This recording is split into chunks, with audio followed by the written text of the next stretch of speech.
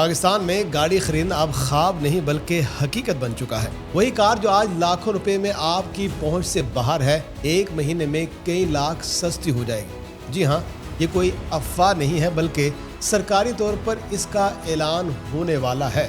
تفصیلات کیا ہے، آئیے جانتے ہیں۔ دوستو، وفاقی حکومت نے نیشنل ٹیرف پالیسی کے تحت آٹو سیکٹر کے ٹیرف از سر نوٹ ڈیزائن کرنے کا باضابطہ فیصلہ کر لیا ہے، اور اس فیصلے کا فائدہ عام صارف کو بھی ملنے والا ہے، کیونکہ درآمدی اور مقامی گاڑیوں پر لگنے والے بھاری ڈیوٹیز میں 25 سے 50% تک کمی کی تجویز دی جا رہی ہے۔ اس وقت گاڑیوں جیسے جیپس اور آٹو پارٹس پر مجموعی ٹیرف کی بلند ترین شرح 156% تک جا پہنچتی ہے۔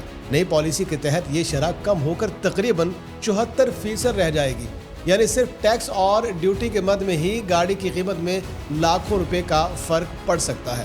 ٹیرف اصلاحات سے حکومت کو 143.4 ارب روپے کا ریونیو کا نقصان ہوگا، لیکن اس کے بدلے مہنگائی میں نمایاں کمی آئے گی۔ دوستو، پاکستان میں اس وقت ایک چھوٹی کار بھی متوسط طبقے کی پہنچ سے باہر ہو چکی ہے۔ پچھلے چند برسوں میں گاڑیوں کی قیمتوں میں 100 سے 200% تک اضافہ بھی دیکھا گیا۔ ڈالر مہنگا، ٹیکس زیادہ اور کار مارکیٹ میں مقابلہ نہ ہونے کے برابر۔ نتیجہ کیا نکلا کہ صارف بے بس ہو گیا۔ آج درآمدی گاڑیوں پر ڈیوٹی کم ہوگی تو جاپان، چین اور دیگر ممالک سے آنے والی گاڑیاں بھی سستی ہوں گی، بہتر آپشن ملیں گے اور مقامی کمپنیوں کو بھی قیمتیں کم کرنے پر مجبور ہونا پڑے گا۔ تو دوستو، پاکستان میں اس وقت گاڑیوں کی سالانہ طلب کی بات کی جائے تو تقریباً 3 سے 3.5 لاکھ یونٹس ہے، مگر قیمتوں کی وجہ سے فروخت اس سے کہیں کم رہتی ہے۔ ماہرین کے مطابق اگر قیمتیں واقعی نیچے آ گئیں تو مارکیٹ میں گاڑیوں کی فروخت 30 سے 40% تک بڑھ بھی سکتی ہے۔ مقامی آٹو انڈسٹری شدید دباؤ میں آئے گی اور وہ کمپنیاں جو برسوں سے محدود مقابلے سے منافع کماتی رہی ہیں،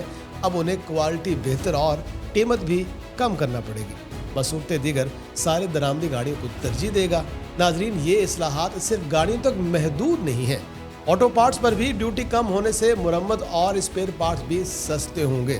جی ہاں، اس کا فائدہ براہ راست عام شہری کو ملے گا، یعنی گاڑی خریدنا ہی نہیں، گاڑی چلانا بھی نسبتاً سستا ہو سکتا ہے۔ IMF نے ان مجوزہ اصلاحات پر تحفظات کا اظہار کیا ہے۔ عالمی مالیاتی ادارہ چاہتا ہے کہ حکومت ریونیو میں کمی کے اثرات کو واضح طور پر مینج کرے۔ اسی وجہ سے حکومت کے اندر بھی اس بات پر اختلاف ہے کہ ٹیرف کتنی تیزی سے کم کیے جائیں۔ موجودہ آٹو پالیسی کی بات کی جائے تو 30 جون کو ختم ہو رہی ہے۔ اس کا مطلب ہے کہ حکومت کے پاس چند ہی دن باقی ہے کہ وہ نئی ٹیرف اسٹرکچر کو بجٹ اور قانون سازی کے ذریعے حتمی شکل دے۔ اگر یہ موقع ہاتھ سے نکل گیا تو ممکن ہے کہ ریلیف بھی فائلوں میں ہی دب کر رہ جائے۔ کیا واقعی کار سستی ہوگی؟ جواب ہے، اگر پالیسی پر مکمل اور بروقت عمل ہوا تو ہاں۔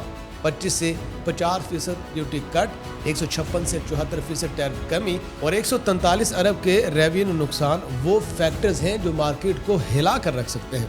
دوستو، پاکستان میں گاڑی اب صرف امیروں کے نہیں، عام آدمی کی سواری بھی بن سکتی ہے۔ اب دیکھنا یہ ہے کہ حکومت وقت کی اس دوڑ میں فیصلہ کر پاتی ہے یا نہیں، کیونکہ اس بار معاملہ صرف پالیسی کا نہیں، لاکھوں صارفین کی امیدوں کا بھی ہے۔